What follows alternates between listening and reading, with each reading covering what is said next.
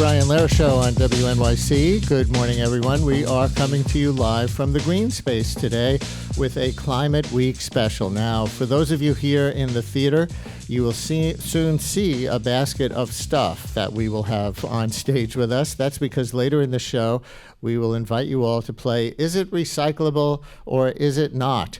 With a special guest from the Lower East Side Ecology Center, which offers various kinds of recycling services in the city. Green Space audience, get ready to look over these items later when the time comes and take your best guess. Is it recyclable or is it not? And listeners, you'll be able to play along at home too. We'll tell you how when the time comes. And in fact, listeners, you can watch the whole show if you would like to, because we stream live video when we're in the Green Space. So you can go to the Green Space website or the WNYC website, go to the Brian Lehrer Show page or our Twitter feed or our Facebook feed or WNYC's Facebook page. Any of those will get you to the link for the live video stream if you want to see us here in the Green Space this morning. Just to locate us in the real political world that we're living in this morning, here are two environmental things the Trump administration did yesterday. They prohibited California from issuing emission standards for cars and trucks that are stronger than the federal standards. California wants miles per gallon to be in the 50s under state law. Trump says no, it must remain in the 30s, which is the federal standard. But then Trump did say he would order the EPA to cite the city of San Francisco as violating federal environmental laws because San Francisco has a big population of homeless people. So it's homeless people as illegal sources of pollution, cars and trucks, not so much, according to the president, who has called methane freedom gas. So welcome to fall 2019, everybody, and welcome to the Green Space. So tomorrow, there will be a nationwide student strike and school walkout to call for meaningful action on climate change. And we are lucky enough to have two youth leaders of that action with us as our first guest today. One of them you might have seen on television before because Vic Barrett got to ask a question of Andrew Yang in the CNN Climate Change Forum for the Democratic presidential hopefuls the other week. In fact, let's listen to the beginning of that exchange to set this up. Do you agree that the President of the United States has the constitutional obligation to end federal government support and promotion of a fossil fuel energy system, considering it endangers all citizens, especially young people like myself and future generations? As I just stated, I would end all fossil fuel subsidies, and I'm going to take it a step further.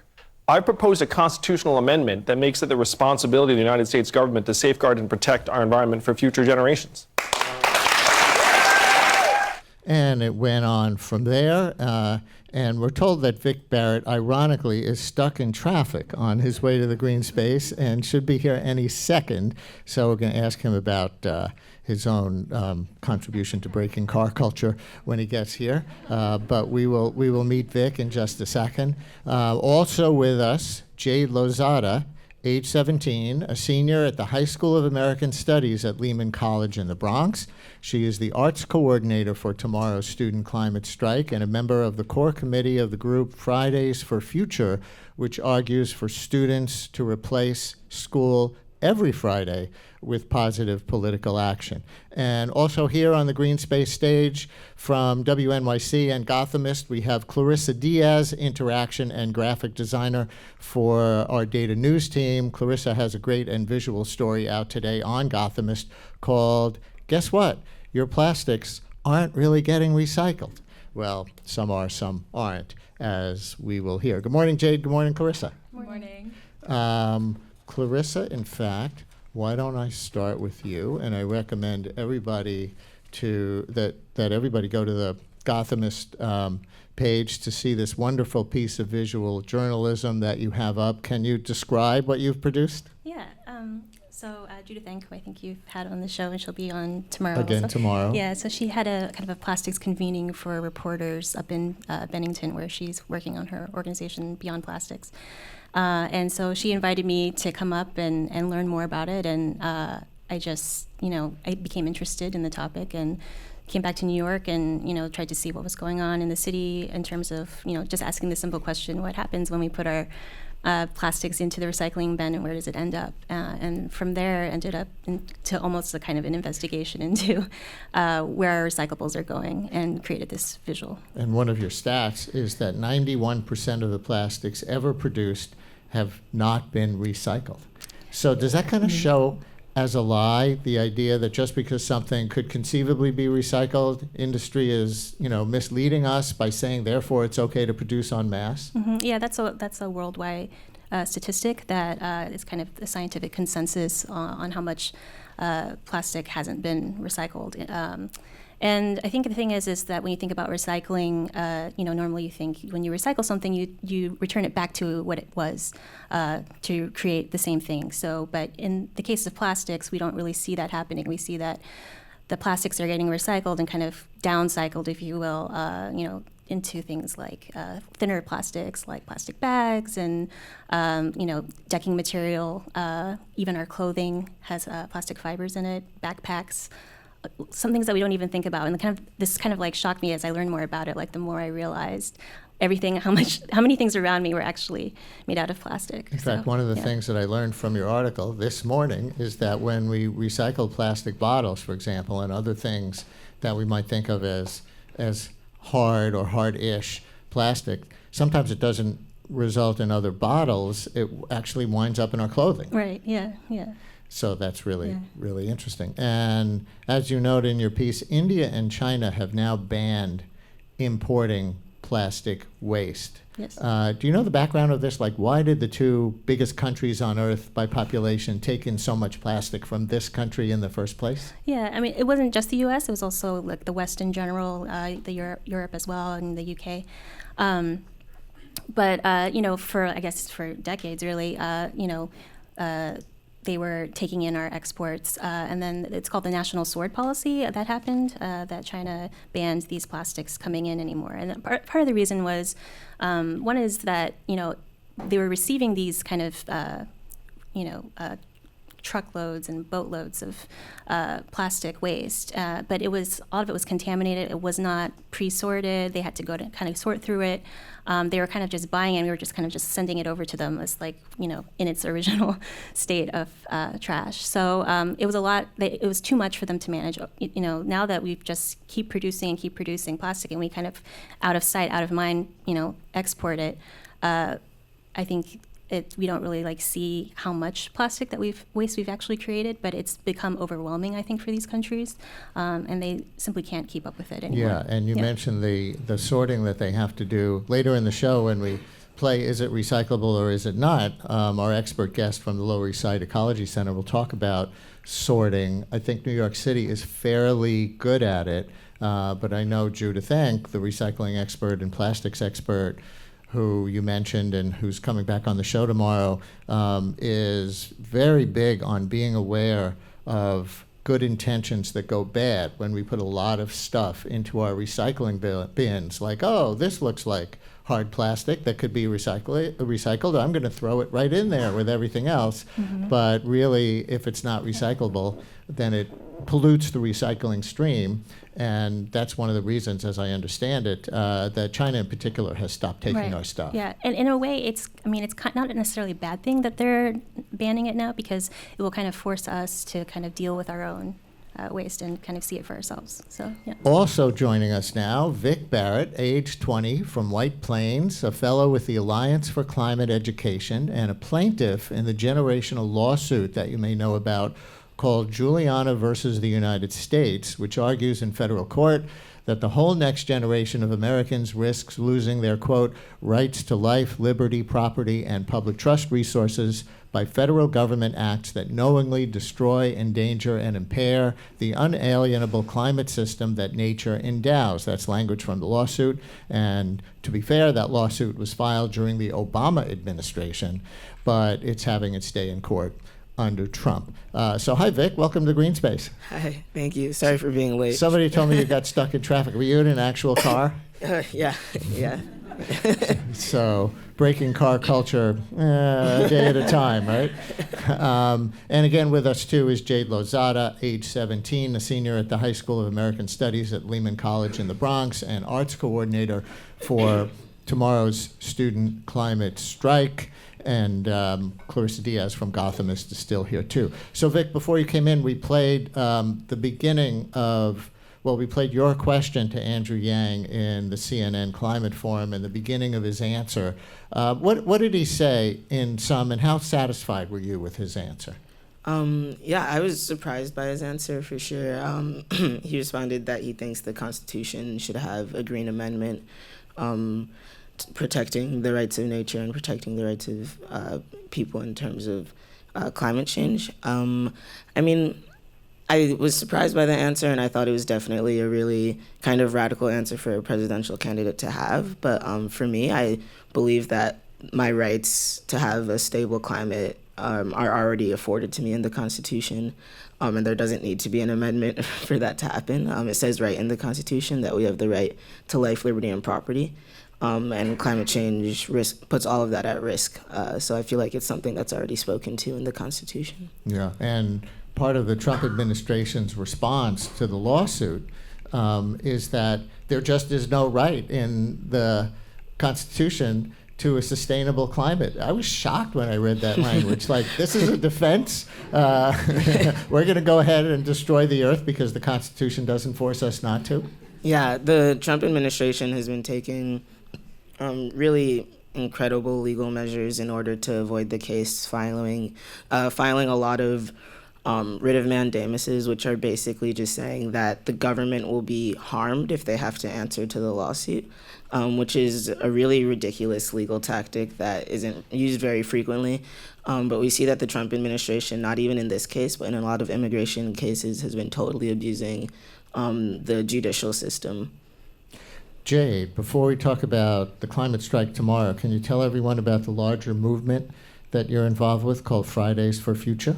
Absolutely. So Fridays for Future was started by Greta Thunberg in December of 2018. She was only 15 at the time, and she went outside Swedish Parliament and started striking every Friday against government inaction on climate change. It's just grown into this international movement. We're now all over the world. We have students going outside their own national legislatures, and in New York, it's the UN, and we stay there and say, we need action now. We need you to listen to us now. And the website for Fridays for Future says, Greta requests that people strike in front of their closest town hall every Friday. So is the idea to not go to school on Fridays at all anymore and devote the day instead to political action? We don't expect every single person to go on strike on Fridays, but definitely the point is that our education has no value if we are not given the opportunity as adults to use it. We are required by our governments to go to school, to learn. But what happens when we're adults and we're in a world where there's such a bigger problem on our hands that everything we learned is just useless? What we need is action now that will address our futures the way we need them to be addressed. Now, listeners, if you saw Vic Barrett ask a question on TV, now you can ask him a question on the radio or ask a question of any of our guests, 212-433-WNYC. Anybody listening who plans to participate in the climate strike tomorrow, if you're a student or a faculty member or anyone else, or anyone may call 212-433-WNYC, 433-9692. And audience here in the green space, just raise your hands and we'll come around with microphones. You mentioned Greta Thunberg, who of course a lot of people know now as this teenage climate activist from Sweden. She's in the US right now. As again, many of our listeners know, she will help lead a youth climate action summit next week. I understand simultaneous to the UN Climate Action Summit. Greta got to testify before Congress yesterday and chose to speak for only a minute as her statement. Here it is. My name is Greta Thunberg. I have not come to offer any prepared remarks at this hearing. I am instead attaching my testimony. It is the IPCC Special Report on Global Warming of 1.5 degrees Celsius, the SR 1.5, which was released on October 8th, 2018. I am submitting this report as my testimony because I don't want you to listen to me. I want you to listen to the scientists. And I want you to unite behind the science. And then I want you to take real action. Thank you. Don't listen to me, listen to the scientists. And she just offered the recent report from the UN's Intergovernmental Panel on Climate Change as her testimony. Very smart. Vic, I gather you know Greta Thunberg, yes? Yeah. Yes, What kind of contact have you had with her? Well, I testified on that panel with her yesterday, and also spoke at a press conference with her yesterday. I met her at COP24 in Poland, actually, originally, and then we got to reconnect at this event with The Intercept and Naomi Klein, where we talked about our visions of the future. And she's an amazing young activist and incredibly humble. When I approached her, she, like, before I even got to tell her all the reasons that she inspired me, she's like, I've been watching the lawsuit for a while. Everyone in the United States is doing great work. Even this last week, we've been in DC together with a lot of other young activists from the United States in meetings with members of Congress. And she's been really adamant that she doesn't want all the attention and that she does want to step back because, from a lot of the attention and put a lot of the power in the United States activists' hands. Especially, we were in a meeting with Speaker Pelosi, and the speaker kept asking Greta, like, do you have anything to add? Do you have anything to add? And Greta just, no. Was she like, no, I refer you to the Intergovernmental Panel on Climate Change report? Well, no, she just encouraged her to listen to the youth in the room that were living in the United States, and that had more knowledge about the political and climate issues in the United States, and has just been really interested in uplifting the voices of youth activists on the ground here. And what did you say if you were in that testimony too? Were you asked questions? Yes, I was. I spoke to the health impacts of climate change. So I spoke about anxiety and depression and how a lot of young people are just constantly waking up every morning and going to bed every night, knowing that the weight of the climate crisis is on their shoulders in so many ways. And I spoke to wanting to fight for future generations to not have to sacrifice so much of their lives to be activists. And yeah, we got a lot of interesting questions from some of the people on the panel. Some GOP congressmen that were a little aggressive at times, but also a lot of support from people. You got a story to tell at all about aggression and how you dealt with it?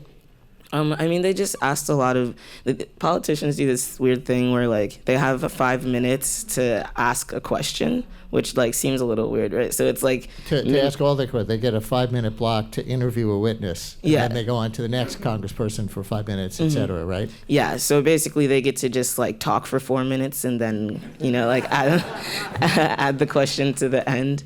But yeah, we got a lot of questions about, well, if the United States isn't the largest emitter right now, why should we be the people to have to take the brunt of dealing with the climate crisis and things like that? Did you have an answer for that? Yeah, I just said that the United States has 25% of historic emissions, and even if we're not the largest emitter in the world right now, we're the second largest emitter with only having 3% of the world's population.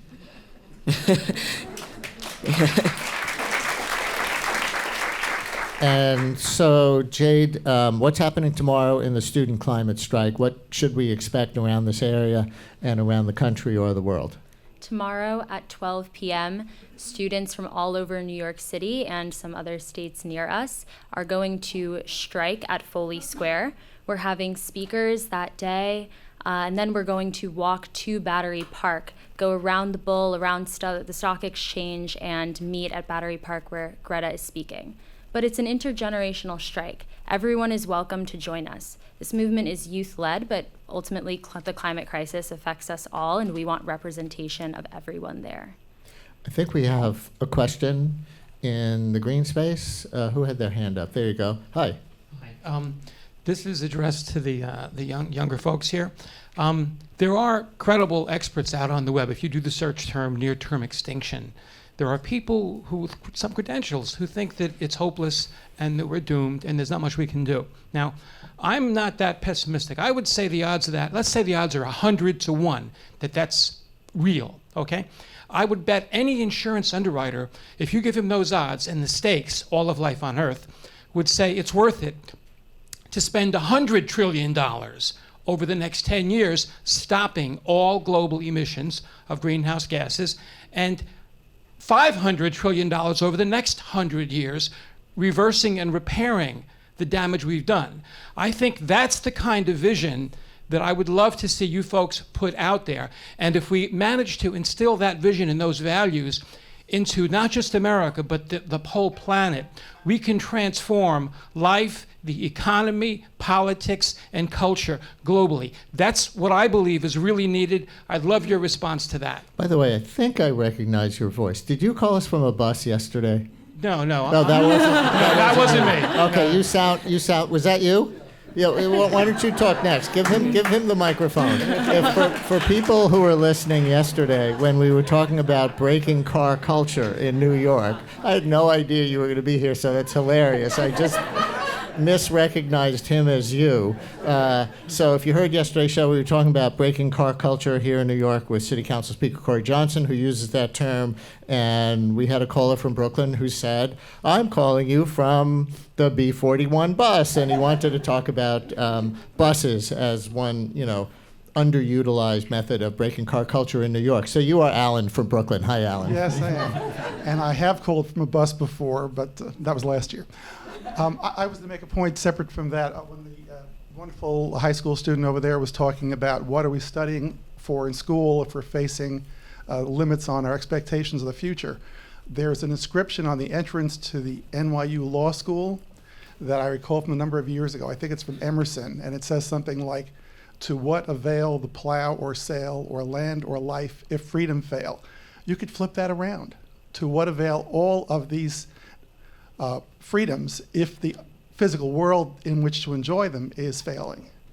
To what avail freedom if land or life fail? So that's pretty much a paraphrase of what you said, and I really salute the work of all you young people. We should have been doing this decades ago. Thank you. Alan, thank you. Jade, what's happening at your school tomorrow, the High School for American Studies in the Bronx? At 10:30, everyone will walk out and go take the B train down to Foley Square to meet. I think that we all have what you said in mind, and to go back to your question, definitely for the strike. One of our demands, in fact, the first one, is no more fossil fuels. We want an end to all carbon emissions, of course, but we have to be cognizant of the political climate that we live in, and we don't want to endorse any one way to get there, because that hasn't worked so far. So what we're hoping to do is open the conversation to basically everyone in the United States, and hopefully we want a bipartisan solution here. We're not on any one side of the aisle. Well, we have to think of this as a global issue that affects everyone, and that everyone can have a stake in changing. Clarisa Diaz from Gothamist. I see that in addition to the graphic story you have about plastics on Gothamist now, you had a wonderful story the other day from Long Island about how the Shinnecock Nation there is using nature to adapt to sea level rise. So tell everybody, where on Long Island do the Shinnecock live and what's happening there? So they live on a kind of peninsula jutting off of the town of Southampton. There's about 700 members living there. They have been, basically the sea level rise is happening, and there's a 100% chance, according to an analysis by Climate Central, that they will see a 4-foot surge from a storm, which will pretty much inundate a lot of the island. The piece was kind of to bring awareness to this issue, so that they can receive help and funding to try and restore their coastline. And the methods that they have been using to kind of prolong, kind of the short-term methods that you can do for climate adaptation is kind of restoring and regenerating marshland and the shore around the reservation that faces Shinnecock Bay. that kind of can buy time. You can even buy a 20 to 30-year time window while you try to figure out a long-term plan for managed retreat. So this is, I think, going to become a bigger issue as sea level rises, is what are all of these coastal communities going to do?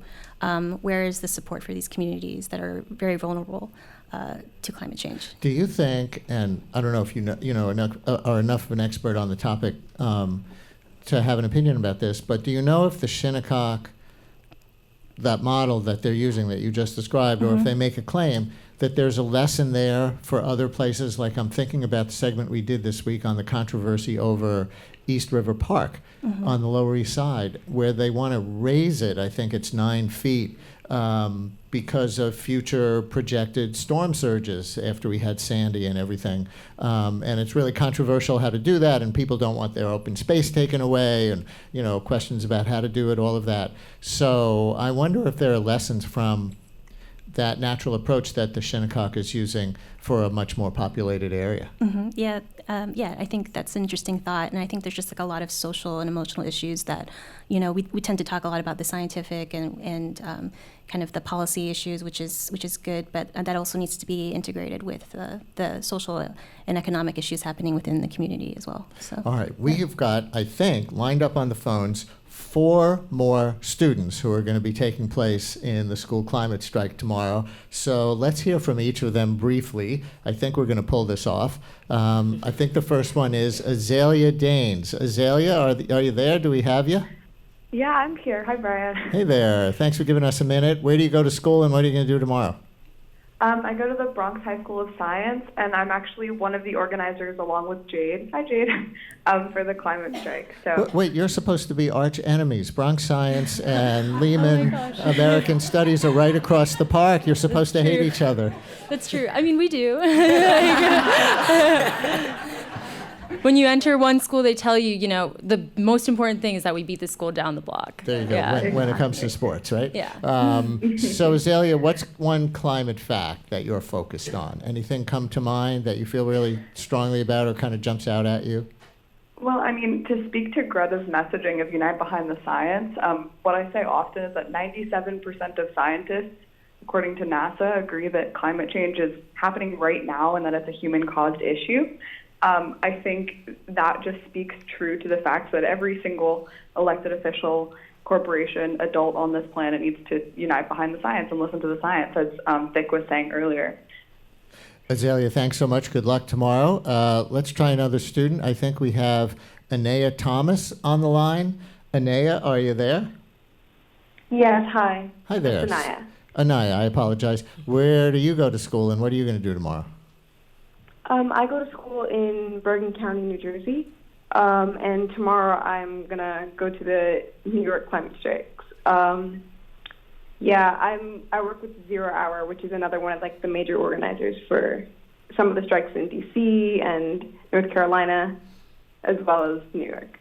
Are you going to have a group coming in from there? Because unlike Jade, you can't just get on the B train to go down to Foley Square. Well, I'm probably just going to take the bus down over there.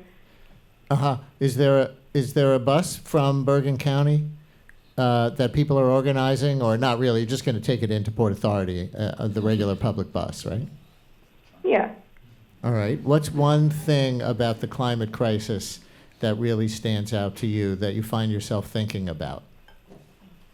One of the biggest aspects that I've been thinking about a lot lately, I was in D.C. with Greta and Vic, and it just keeps hitting me over and over that the climate crisis it's so important to listen to science, but it's also really important to listen to the stories and the experience that people have, and really focus on climate justice as well as the actual physical scientific aspects of climate change, because people are being affected in different ways, and we have to take that into account so we have a just transition. I'm glad you brought that renewable up. Energy sources. Thank you for promoting our next segment, which is going to be with climate justice leaders, in particular from New York and New Jersey. So Anaya, good luck coming in tomorrow, and thanks a lot for giving us a minute. Next, Zoe Inbar. Zoe, are you there? Do we have you?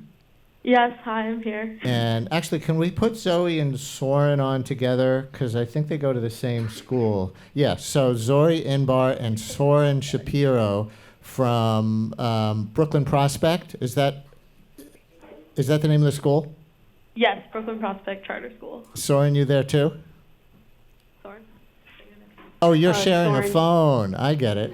Okay, we'll do you one at a time then. Okay.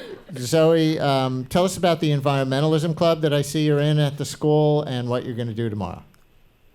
Well, at the school, we're organizing some of the first environmental club because we haven't had much of that here, and we're getting a big group of students to come to the strike and start at Foley Square, go to Battery Park, all that. Uh-huh. Can you put Soren on? Can I talk to Soren? Is Soren home? Soren, you there? Yep, I'm here. Hey there. What grade Hi. are you in? I'm also a senior. Cool. And what are you going to be doing tomorrow? I'm also helping to lead the strike, so we're giving directions to Foley Square and handing out permission slips to go and get out of class. And we're making posters tomorrow morning for the strike as well. Do you have any cool sort of graphics or slogans or anything for your posters? If you don't Nothing like that cool. So mine has changed the politics, not the climate. Pretty good. Pretty good. It's straightforward, Yeah. It may not win the sort of political cartoon award, but it gets the message out there. All right, Zoe and Soren, thanks for giving us a few minutes. We're almost out of time for this segment. Let me go around the horn on the green space stage one more time. Clarisa Diaz, for you, from Gothamist.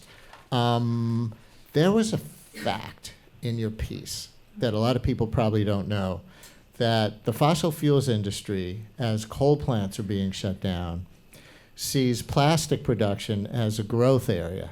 So what's the relationship between companies we think of as producing energy, heat, fuel, things like that, and the production of bottles and other packaging? Mm-hmm.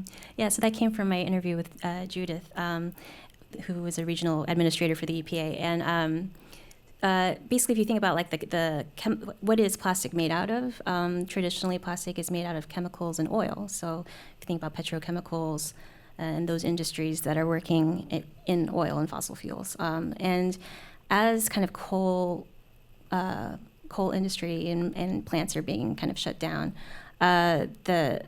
instead, what else can you make with ethane, which is a byproduct of hydrofracking? And that is going to be able to reduce even more plastic, even cheaper than it is today.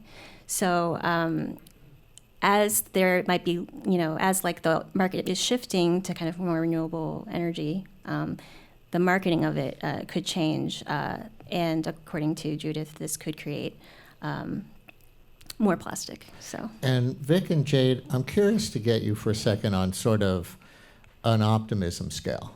Where would you put yourself, Vic, you as a 20-year-old, on a 1 to 100 scale, let's say, of optimism for your own future personally and for the world? Yeah, on a 1 to what scale? 1 to 100, or you can make up your own. I don't care, really. Yeah, I would say that being a youth climate activist right now, has to be characterized by optimism, for sure.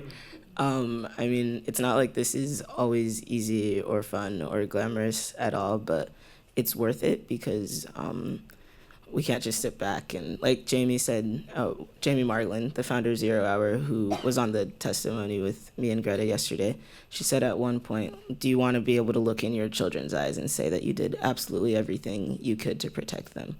And I think that's the scale that a lot of youth activists are working with. We're not looking at just optimism or negativity. We're just trying to be real at this point to make sure that we can even have a future.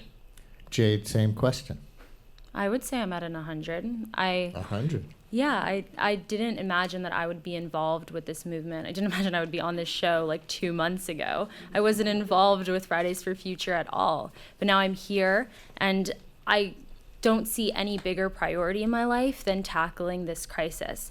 And when I go to these planning meetings and I sit with the other organizers and to talk about what we're doing on Friday and just the crisis in general, we are all on that same page. And I think that there is this unity where even if you don't know these people, you're all here together to fight one common cause. That's so much more powerful than I think anything that I've ever witnessed before, and I don't imagine that you could ignore such a big group of people like that.